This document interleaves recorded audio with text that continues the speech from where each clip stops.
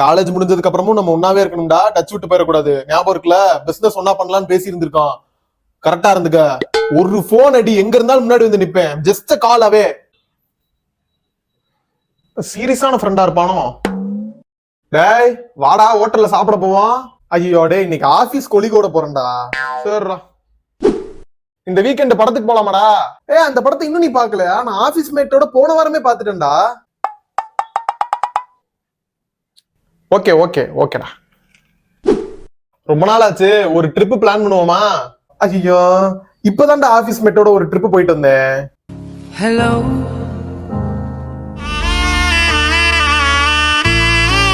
இதத்தாண்டா வருஷ கணக்கா சொல்ற? உன் மூஞ்சிய பார்த்து 3 வருஷம் ஆகுதுடா.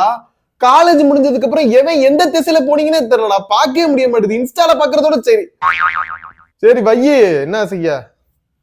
ஆபீஸ் மேட்டு, டேபிள் மேட்டு நெட்டு.